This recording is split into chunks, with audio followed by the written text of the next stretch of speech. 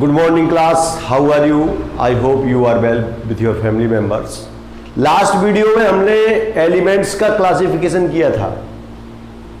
Elements के classification Berzelius का idea हो, प्राउड हाइपोथेसिस हो, डॉवेराइडर-ट्राइड्स कंसेप्ट हो या ड्यूमा होमोलोगस सीरीज हो, न्यूलैंड लॉ ऑफ ऑक्टेव्स हो, इन सारी चीजों को हम लोगों ने लास्ट वीडियो में डिस्कस किया था। तो ये क्लासिफिकेशन बर्जीलियस से शुरू हुआ और निर्बाध रूप से चलता रहा। 1871 में मेंडेलीव ने first time original periodic table दी और उस पीरियोडिक टेबल में कई सारी कमियां उनको ठीक करके 1913 में मोज़ले एक साइंटिस्ट आए। मोज़ले ने उसी पीरियोडिक टेबल को फिर से स्टडी किया और बताया कि इसमें अगर ये करेक्शन कर दिया जाए तो जो मेंडेलीव की ओरिजिनल पीरियोडिक टेबल है वो ज्यादा उपयोगी हो जाएगी और ज्यादा व्यवस्थित हो जाएगी, वेल मैनेज्ड और वेल अरेंज्ड हो जाएगी। तो ये 1913 में मोज़ले एक साइंटिस्ट आए, उन्होंने एक छोटा सा मोड चेंज कर दिया उसमें। तो जो modern periodic table of Mendeleev है, इसे 1913 में मोज़ले ने एक सुधार किया, एक चेंज किया और बताया कि atomic number of element is the fundamental property of the element. जो किसी तत्व का जो एटॉमिक नंबर होता है वो फंडामेंटल प्रॉपर्टी होती है। तो मोज़ले ने प्रूव किया कि atomic number is the fundamental property of the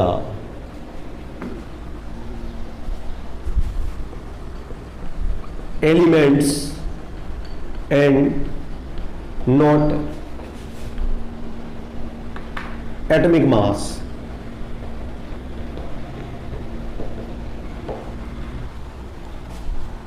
तो उन्होंने मोज़ले ने प्रूव किया कि atomic number is the fundamental property of the elements and not atomic mass, कि एटॉमिक मास फंडामेंटल प्रॉपर्टी नहीं है किसी एलिमेंट की, और किसी एलिमेंट की जो फंडामेंटल प्रॉपर्टी है वो क्या है, एटॉमिक नंबर है। उन्होंने क्या किया, एटॉमिक मास शब्द को हटा दिया और उसकी जगह पे क्या लिख दिया, एटॉमिक नंबर लिखा। तो वही कंसेप्ट आ गया, atomic number is the fundamental property of the elements and not atomic mass. चलिए अब देखते हैं भाई modern periodic table of Mendeleev के बारे में। ये जो मेंडेलीव की ओरिजिनल पीरियोडिक टेबल थी उसमें एलिमेंट्स को according to their atomic masses रखा गया था। एलिमेंट्स को उनके एटॉमिक मास के ऑर्डर में रखा गया, इंक्रीजिंग ऑर्डर। बाद में वैज्ञानिक मोज़ले ने रेडियो एक्टिविटी की रिसर्च के बाद आइसोटॉप्स की जानकारी हो गई थी उस समय तक। 1913 में मोज़ले ने एक छोटा सा चेंज कर दिया। मोज़ले ने केवल इतना काम किया कि मेंडेलीव साहब एटॉमिक मास को हीरो बना रहे थे, बता रहे थे जो एलिमेंट्स का जो फंडामेंटल प्रॉपर्टी होती है वो एटॉमिक मास होती है। इन्होंने चेंज करके बताया कि एलिमेंट्स की जो फंडामेंटल प्रॉपर्टी है या तत्वों का जो मूल लक्षण है वो एटॉमिक नंबर है, एटॉमिक मास नहीं। इतनी सी बात। इसको उन्होंने इस तरीके से चेंज कर दिया। तत्वों का जो मूल लक्षण है, हिंदी वाले बच्चे ध्यान से सुने और उसको हिंदी में लिख सके, समझ लें, क्योंकि समझने की कोई भाषा नहीं होती है। जितना आप अच्छे समझ सकें बेहतर रहेगा। Atomic number is the fundamental property of elements. मतलब जो एटॉमिक नंबर यानी परमाणु क्रमांक, एटॉमिक नंबर का क्या मतलब होता है? परमाणु क्रमांक। परमाणु क्रमांक तत्वों का मूल लक्षण होता है, ना कि परमाणु द्रव्यमान। ठीक है, तो मूल लक्षण क्या है? परमाणु क्रमांक तत्वों का मूल लक्षण होता है, ना कि परमाणु द्रव्यमान। यह बात मोजले ने प्रूव्ड की अपने प्रयोग के आधार पर। इसके बाद उन्होंने एक कंसेप्ट दिया, एक लॉ दिया, modern periodic law. Modern periodic law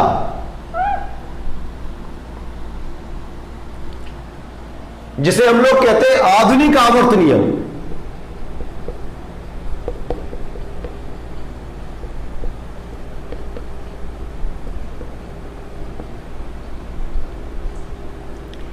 इसे हम लोग कहते हैं आधुनिक आवर्त नियम दिया। और ये आधुनिक आवर्त नियम में आधुनिक बात थी कि भाई परमाणु द्रव्यमान एक पुरानी बात है, नई बात क्या है? परमाणु क्रमांक यानी एटॉमिक नंबर। तो उन्होंने वही चेंज कर दिया कि जो मेंडलीव का जो पीरियोडिक लॉ था उसमें आपने पढ़ा था the physical and chemical properties of the elements are the periodic function of their atomic masses. उस एटॉमिक मास को हटाकर ये क्या कर दिया? उन्होंने नई चीज लगा दी जो कि लेटेस्ट थी। वो क्या थी? Atomic number. और उन्होंने प्रूव किया कि तत्वों का जो मूल लक्षण होता है वो एटॉमिक नंबर होता है। सारा हिसाब किताब एटॉमिक नंबर से चलेगा, एटॉमिक मास से नहीं चलेगा। उन्होंने एटॉमिक मास को एकदम खारिज कर दिया और उन्होंने फिर चेंज किया। जिस तरीके से पीरियोडिक लॉ को उन्होंने चेंज कर दिया, मेंडलीव का जो मूल आवर्त नियम, मेंडलीव का जो ओरिजिनल पीरियोडिक लॉ था जिसमें उन्होंने कहा था कि तत्वों के भौतिक तथा रासायनिक गुण उनके परमाणु द्रव्यमानों के आवर्ती फलन होते हैं। मेंडलीव के अनुसार मोजले ने उसे चेंज कर दिया और कहा तत्वों के भौतिक तथा रासायनिक गुण उनके परमाणु क्रमांकों के आवर्ती फलन होते हैं, ना कि परमाणु द्रव्यमान के। इसको चेंज करने के बाद उन्होंने मेंडलीव की ओरिजिनल पीरियोडिक टेबल को चेंज कर दिया और उसको मॉडिफाई कर दिया और new modern periodic table of Mendeleev प्रस्तुत की। एक नई आवर्त सारणी को प्रस्तुत किया जिसे मेंडलीव की आधुनिक आवर्त सारणी कहते हैं। इसे कहते हैं मेंडलीव की आधुनिक आवर्त सारणी।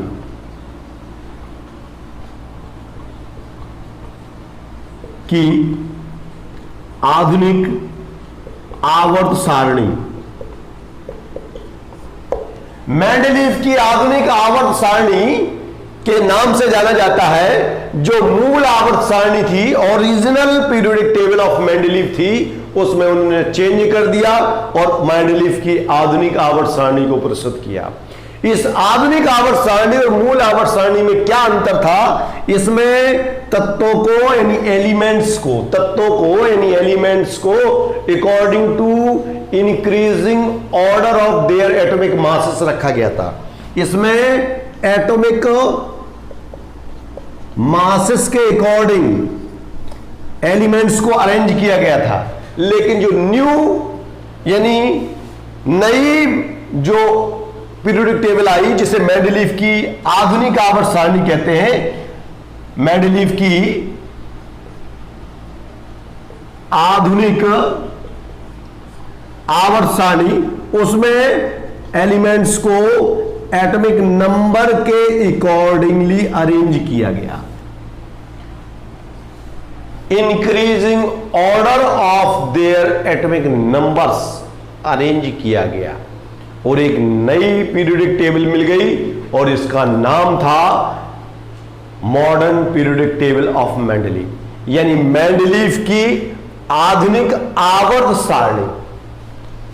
चलिए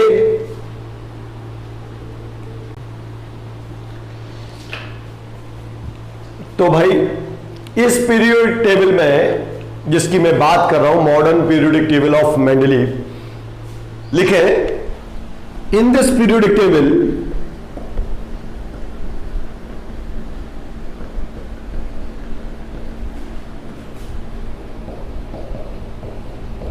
elements are arranged in increasing order of their atomic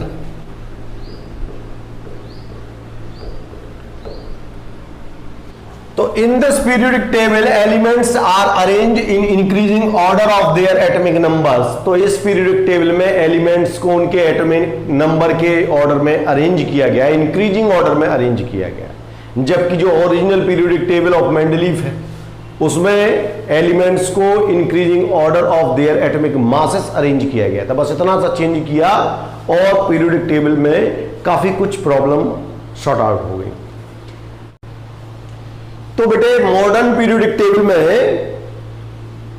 जो पीरियोडिक टेबल है वो दो हिस्सों में बांटी गई है। एक कहलाती है हॉरिजॉन्टल रोज, इसको हिंदी में हम लोग 36 पंक्तियां बोलते हैं।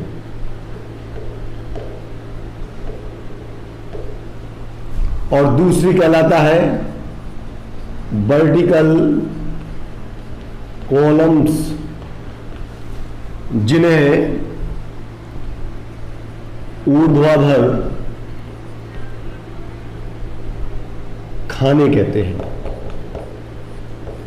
ठीक है, जो हॉरिजॉन्टल रो है, हॉरिजॉन्टल रो, ये हॉरिजॉन्टल रो 10 है और इन्हें सीरीज कहते हैं। 10 सीरीज है। और जो वर्टिकल कॉलम है ये 9 है।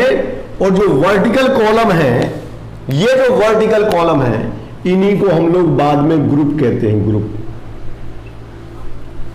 ग्रुप यानी वर्ग या समूह। और जो हॉरिजॉन्टल रोज है जो 10 सीरीज में बनी है, यही रोज जो है 7 पीरियड्स में कन्वर्ट हो जाते हैं। तो जो हॉरिजॉन्टल रोज है वो वास्तव में पीरियड्स के लिए है। जो वर्टिकल कॉलम है वो वास्तव में ग्रुप वर्ग या समूह है। अब वर्टिकल कॉलम कैसे होते हैं जरा हम लोग देख लें। वर्टिकल कॉलम कैसे होते हैं?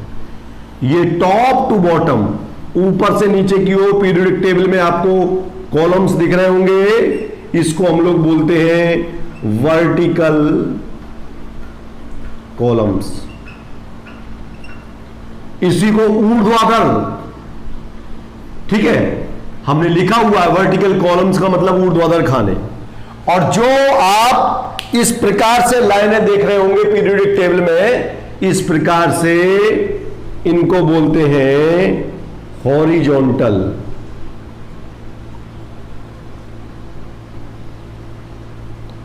इनको हॉरिजॉन्टल रोज बोलते हैं।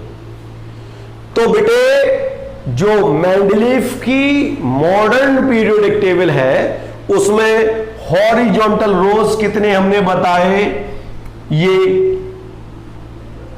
इनका नंबर जो है 10 है। और इनको हम वहां पर सीरीज कहते हैं।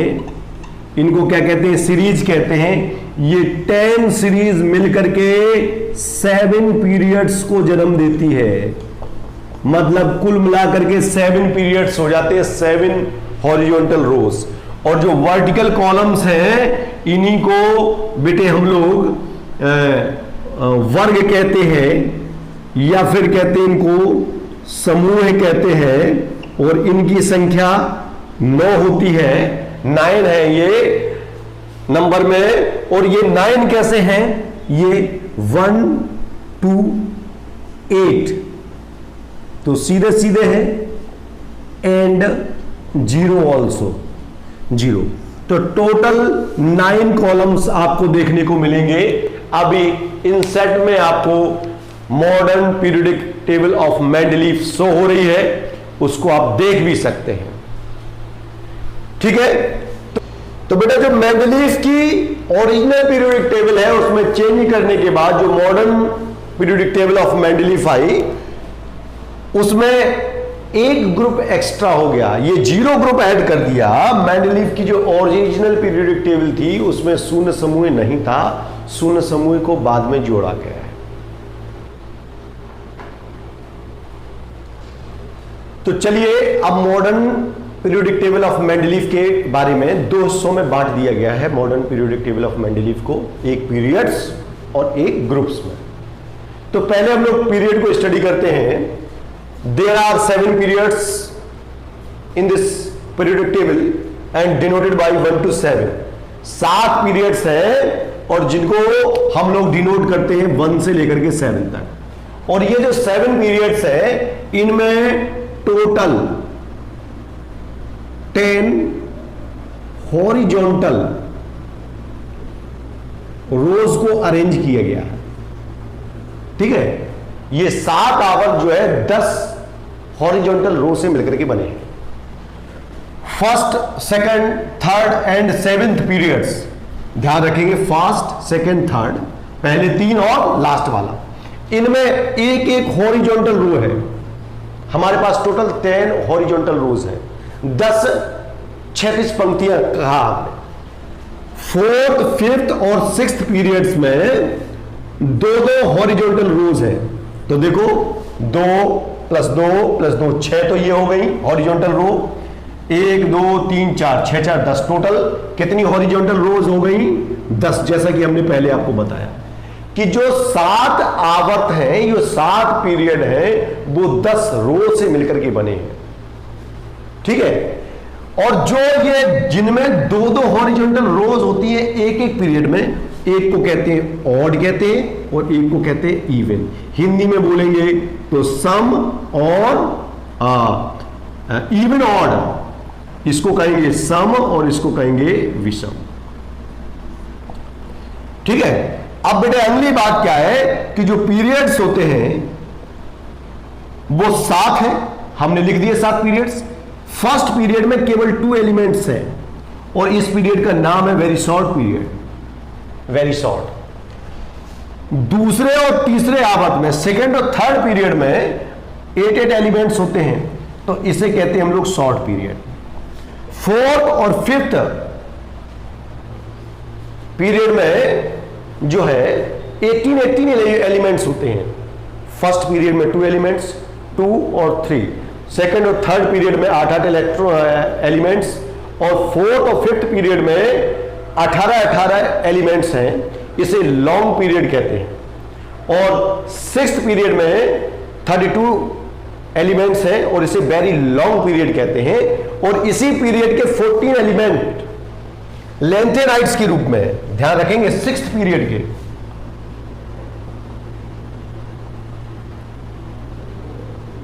सिक्स पीरियड के 14 एलिमेंट जो है लेंथेनाइट्स, लेंथेनॉइड्स के रूप में बाहर रखे गए हैं पीरियोडिक टेबल में। नीचे आप लाइन देखेंगे, पहली लाइन लेंथेनाइट्स की है। जो 7th पीरियड है उसमें भी लगभग 32, ऑलमोस्ट 32 एलिमेंट्स हैं और इसे भी वेरी लॉन्ग पीरियड कहते हैं। लेकिन ये इनकम्प्लीट है, ये मैं स्टार बना रहा हूं जिससे कि आप याद रख सकें कि ये 7th पीरियड जो है इनकम्प्लीट है। और 7th पीरियड के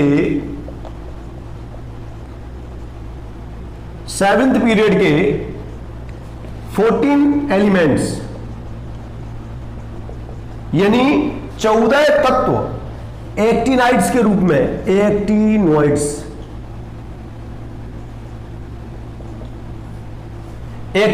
के रूप में एक दूसरी लाइन में रखे गए हैं जिन्हें एक्टिनाइड्स कहते हैं, एक्टिनॉइड्स कहते हैं।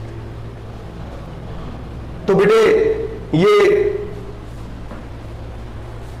पीरियड्स के बारे में। और पीरियड्स के बारे में एक और बात कि कोई भी पीरियड हो, फर्स्ट पीरियड को छोड़ दीजिए, सभी पीरियड्स का जो फर्स्ट एलिमेंट है वो एल्कली मेटल्स होता है और जो लास्ट एलिमेंट है वो इनर्ट गैसेस के रूप में होता है, फर्स्ट पीरियड को छोड़ करके। ठीक है, फर्स्ट पीरियड को छोड़ करके हर पीरियड का, प्रत्येक पीरियड का हर आवर्त का जो पहला तत्व होता है वो क्षार धातु यानी एल्कली मेटल्स होता है, और जो लास्ट एलिमेंट है वो इनर्ट गैसेस के रूप में होता है। ठीक है, तो ये बेटे पीरियड्स के बारे में हो गया। अब चलिए हम ग्रुप्स के बारे में और देख लें। मॉडर्न पीरियोडिक टेबल में ग्रुप्स का क्या अरेंजमेंट है।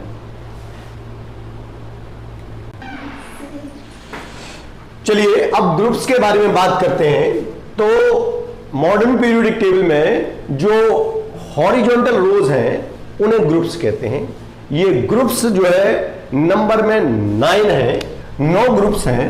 और ये ग्रुप्स 9 कैसे हैं? 9 ग्रुप कौन कौन से हैं? फर्स्ट से लेकर के 8 तक 8 कॉलम्स तो ये बनते हैं, एंड 9th इज 0 बनता है।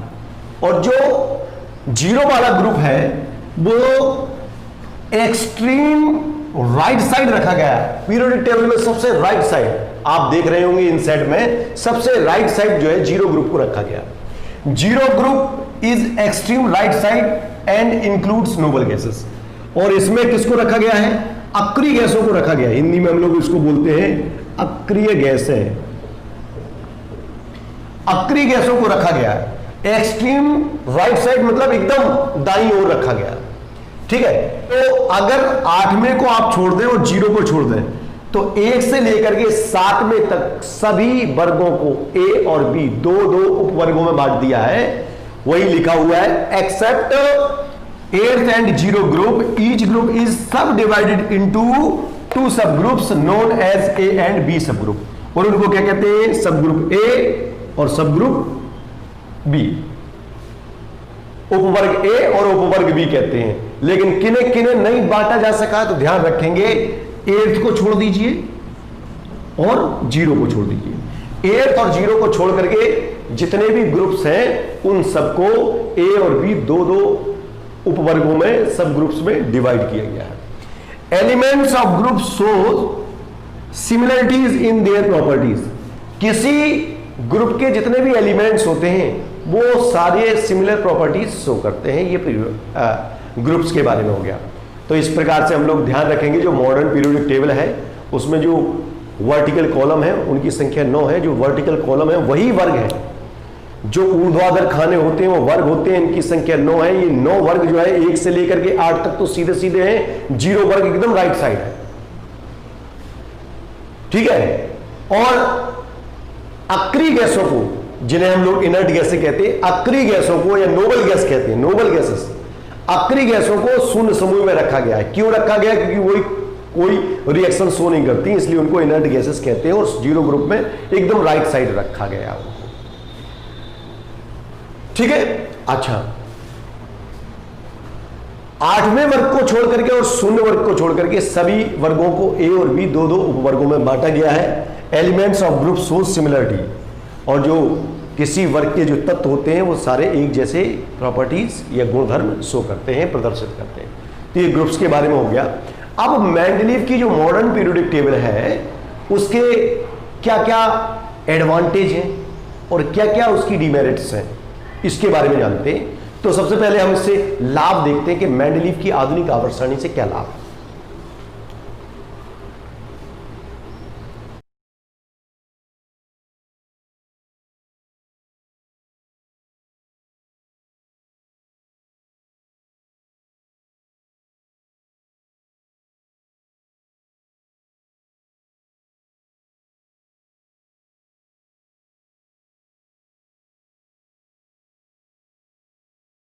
चलिए आइए अब देखते हैं कि significance of Mendeleev periodic table modern. Mendeleev की जो मॉडर्न पीरियोडिक टेबल है उससे क्या क्या, उसका क्या सिग्निफिकेंस है, क्या उसका महत्व है, क्या एडवांटेज है, क्या लाभ मिले। ठीक है, तो सबसे पहले जो एक सबसे बड़ा बेनिफिट रहा, स्टडी में हेल्पफुल रही। मतलब modern periodic table of Mendeleev के आने से एलिमेंट्स का जो स्टडी था और ज्यादा सिंपल हो गया। ठीक है, हालांकि मेंडलीव की पीरियोडिक टेबल आने से भी एलिमेंट्स का जो स्टडी था वो सरल हो गया था, तत्वों का अध्ययन सरल हो गया था। लेकिन इसके आने से एलिमेंट्स का जो स्टडी है यानी तत्वों का अध्ययन और अधिक सरल हो गया उसकी तुलना में भी। तो भाई पहला है helpful in the study of elements, elements की स्टडी करने में ये अत्यधिक हेल्पफुल रही। Second is discovery of new elements, ये पीरियोडिक टेबल न्यू एलिमेंट्स की डिस्कवरी में भी काफी हेल्पफुल रही। जैसा कि आप लोग जानते हैं कि original periodic table of Mendeleev में, मेंडलीफ की जो ओरिजिनल पीरियोडिक टेबल है उसमें कई सारे प्लेस बैकेंड छोड़े गए थे और मेंडलीफ ने उन बैकेंड प्लेस के बारे में एक प्री क्लैरिफिकेशन दिया था उनके बारे में कि कोई एलिमेंट्स ऐसा होगा, उसके फीचर्स ऐसे ऐसे होंगे, और बाद में कुछ वैज्ञानिकों ने उसे देखा और उस दिशा में कार्य किया और कुछ न्यू एलिमेंट्स इस प्रकार से खोजे जा सके। तो इन डिस्कवरी ऑफ न्यू एलिमेंट्स, तो जो modern periodic table of Mendeleev है ये भी न्यू एलिमेंट्स की डिस्कवरी में हेल्पफुल रही। करेक्शंस इन एटॉमिक मासेस, कुछ एलिमेंट्स ऐसे थे जिनके एटॉमिक मास किसी कारण से करेक्ट नहीं थे, उनमें कोई ना कोई फीचर्स गड़बड़ था, उस कारण से उनका जो एटॉमिक मास है वो क्लियर नहीं था, उसमें अशुद्धियां थी। तो एटॉमिक मास का करेक्शन करने में भी मॉडर्न पीरियोडिक टेबल हेल्पफुल रही। जैसे आप बेरिलियम का ही ले लीजिए कि बेरिलियम का जो एटॉमिक मास था पहले 13.5 माना जाता था, बाद में पता चला कि इसका जो एटॉमिक मास है वो 13.5 नहीं है बल्कि 9.0 है एटॉमिक मास। ठीक है, तो करेक्शन ऑफ एटॉमिक मास यानी modern periodic table of Mendeleev जो है एटॉमिक मासेस के करेक्शन में भी हेल्पफुल रही। करेक्शन इन बैलेंसी, कुछ एलिमेंट्स की बैलेंसी करेक्ट नहीं थी, गलत थी या गलत फाइंड की गई थी, उनको भी करेक्ट करने में जो है मेंडलीफ की पीरियोडिक टेबल जो मॉडर्न पीरियोडिक टेबल है वो काफी हेल्पफुल रही। तो हम लोग फोर्थ वन इज वैलेंसी के करेक्शन में भी ये पीरियोडिक टेबल काफी हेल्पफुल रही। तो हम लोग ध्यान रखेंगे ये जो पीरियोडिक टेबल है, significance of Mendeleev periodic table modern periodic table यानी आधुनिक मेंडलीफ की आधुनिक आवर्त सारणी से क्या लाभ है। मेंडलीफ की आधुनिक आवर्त सारणी से क्या लाभ है? पहला लाभ तो यह है कि अध्ययन सरल हो गया, जो तत्वों का अध्ययन करने के प्रयास कर रहे थे वो अध्ययन सरल हो गया। ठीक है, डिस्कवरी ऑफ न्यू एलिमेंट्स, नए तत्वों की खोज में सहायक हो गई, नए नए तत्वों की खोज की जा सकी। करेक्शन इन एटॉमिक मासेस, कुछ तत्वों के परमाणु द्रव्यमानों में करेक्शन यानी संशोधन किया जा सका। ठीक है, करेक्शन इन बैलेंसिंग, कुछ तत्वों की संयोजकता में भी संशोधन करने में सहायक सिद्ध हुई। कौन सी? Modern periodic table of Mendeleev की जो मॉडर्न पीरियोडिक टेबल है। चलिए, अब ये तो इससे एडवांटेज हो गए, अब इसकी डीमेरिट्स क्या रही, इसकी क्या डीमेरिट्स रही, क्या इसकी कमियां रही, ये हम कमियां की बात करते हैं।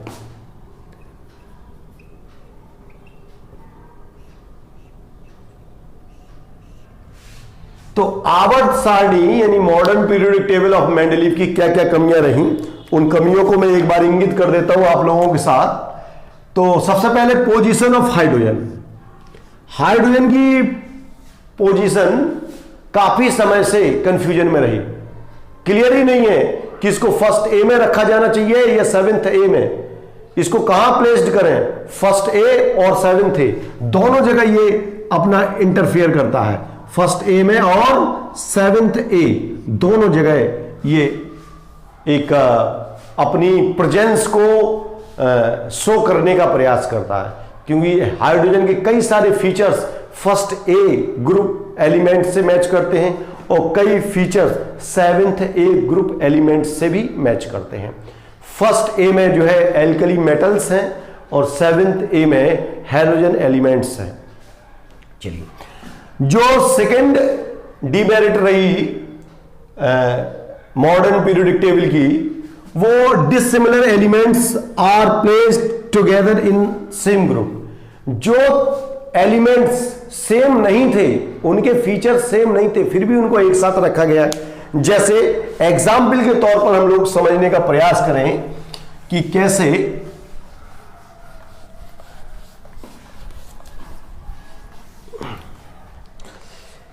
कि कौन कौन से एलिमेंट्स ऐसे थे जिनको एक साथ रख दिया। तो पहला तो पोजीशन ऑफ हाइड्रोजन हो गया कि हाइड्रोजन को फर्स्ट ए में भी प्रेजेंस मतलब प्लेस मिलता है इसको, और सेवेंथ ए में भी इसकी उपस्थिति दर्ज की जाती है, और दोनों जगह क्लियर नहीं हो सकता वास्तव में हाइड्रोजन कहां पे है, फर्स्ट ए में ठीक रहेगा या सेवेंथ ए में ठीक रहेगा, और दोनों जगह साइंटिस्ट इसकी उपस्थिति को मानते हैं। आगे चल के इस पर एक क्वेश्चन भी होता है कि क्यों हाइड्रोजन को दोनों जगह माना जाता है। तो dissimilar elements are placed together, असमान तत्वों को एक साथ रखा जाना, अगर हम इसको हिंदी में बोलेंगे असमान तत्व। कौन कौन से असमान तत्व हैं भाई? देखो, एल्कली मेटल्स जो हाईली रिएक्टिव होती हैं, lithium, sodium, potassium, rubidium, caesium and francium, these are highly reactive metals. ये बहुत ज्यादा रिएक्टिव मेटल्स होती हैं, और इन हाईली रिएक्टिव मेटल्स के साथ वेरी लेस रिएक्टिव मेटल्स जैसे सिल्वर है, गोल्ड है, सिल्वर है, गोल्ड है, कॉपर, सिल्वर, गोल्ड, कॉपर जैसी लेस रिएक्टिव मेटल्स को एक साथ रख दिया। ठीक है, तो ये इनकी एक कमी थी। ये फर्स्ट ग्रुप है, फर्स्ट ए में तो इनको रखा गया, और फर्स्ट भी ये है। फर्स्ट ए में ये मेटल्स रखी गई हैं, इनको कहते हैं एल्कली मेटल्स, और इनको कहते हैं क्वाइनीज।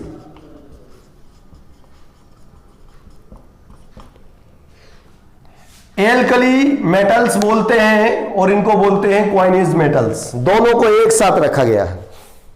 ठीक है, चलिए इसके बाद अगली बात आ जाती, similar elements are placed separately. ऐसे एलिमेंट्स जिनकी फीचर्स बिल्कुल एक जैसे, उनको अलग अलग रख दिया है। यह बात भी समझ में नहीं आती है। कहते हैं आवर्त सारणी यानी पीरियोडिक टेबल, आवर्त सारणी में तत्वों को उनके गुणों की समानता के आधार पर ग्रुप बना करके, क्लास बना करके रखा गया है। लेकिन फिर ऐसा क्या हो गया कि जो सिमिलर प्रॉपर्टीज वाले एलिमेंट्स हैं उनको अलग अलग रखा गया। किस किस की प्रॉपर्टीज सिमिलर है? इस पॉइंट को अगर हम देखें तो पीबी के जैसी ही प्रॉपर्टीज बेरियम की होती हैं। दोनों की प्रॉपर्टीज सेम होती है लेकिन अलग अलग रखा गया है दोनों को। इसी प्रकार से एजी और टीएल, एजी यानी सिल्वर होता है, टीएल थैलियम होता है, दोनों की प्रॉपर्टीज फिर सेम है, सेम प्रॉपर्टीज होती हैं एजी और थैलियम की, सिल्वर और थैलियम की, लेकिन दोनों को अलग अलग प्लेस पर रखा गया है। पी लेड और बेरियम दोनों की प्रॉपर्टीज काफी कुछ मैच करती हैं, लेकिन फिर भी पीबी को ये अलग रखा गया है, बेरियम को अलग रखा गया है। तो ऐसा क्यों किया गया जबकि इनको साथ रखा जा सकता था? क्योंकि सिमिलर प्रॉपर्टीज हैं तो इनको साथ रख सकते थे। समान गुण वाले तत्वों को एक साथ तो रखा ही जा सकता है। इनके गुण समान है, इनके गुण समान है, लेकिन इनको साथ नहीं रखा गया, ये एक कमी है। No place for noble gases, ये मेंडलीव की जो ओरिजिनल पीरियोडिक टेबल थी उसकी भी कमी थी। जो मॉडर्न पीरियोडिक टेबल आई उसमें भी कमी रखी। No place for noble gases, अक्रिय गैसों के लिए। नोबल गैसेस का मतलब होता है अक्रिय गैस। अक्रिय गैसों के लिए ना तो मूल आवर्त सारणी में कोई स्थान छोड़ा गया था, न ही इसमें, इसलिए नोबल गैसेस को अलग से जीरो ग्रुप बना करके ऐड किया गया है। उसमें बिल्कुल दिखता है स्पष्ट रूप से जैसे ये एकदम बाहरी तत्व हैं जो फोर्सली इनको अटैच कर दिया गया है। रिप्रेजेंटेशन ऑफ वन वैलेंसी, ये पीरियोडिक टेबल केवल एक वैलेंसी के बारे में इंडिकेशन देती है कि एलिमेंट्स जो है एक वैलेंसी शो करते हैं। Position of lanthanoids and actinoids, मतलब इस पीरियोडिक टेबल में भी लेंथेनॉइड्स और एक्टिनॉइड्स एलिमेंट्स के लिए कोई प्लेस नहीं था। इसलिए आपने देखा होगा अभी पीछे कि जो लेंथेनॉइड्स एलिमेंट्स होते हैं और एक्टिनॉइड्स एलिमेंट्स, इनको अलग एक हॉरिजॉन्टल रो में रखा गया है। लेंथेनाइड्स को एक और हॉरिजॉन्टल रो डाली गई है नीचे, मेन पीरियोडिक टेबल के नीचे, जिसको कहते हैं एक्टिनॉइड्स। तो लेंथेनाइड और एक्टिनॉइड्स को मेन पीरियोडिक टेबल में प्लेस नहीं मिला, उनको अलग नीचे एक रो बना करके उसको डाला गया है। ठीक है, यही लेंथेनाइड के साथ हुआ है, यही एक्टिनाइड्स के साथ हुआ है। तो मेरे ख्याल से अब आपको ये पीरियोडिक टेबल के बारे में जो modern periodic table of Mendeleev है ये समझ में आ गया होगा। ठीक है, इसको नोट डाउन करें और अच्छे से तैयार करें, और वीडियो देखने के बाद अपना अटेंडेंस डालना ना भूलें। ठीक है, अगर कोई बात समझ में ना आई हो तो नीचे मेरा नंबर दिया गया है, आप उस पर बात कर सकते हैं। वीडियो देखने के लिए धन्यवाद।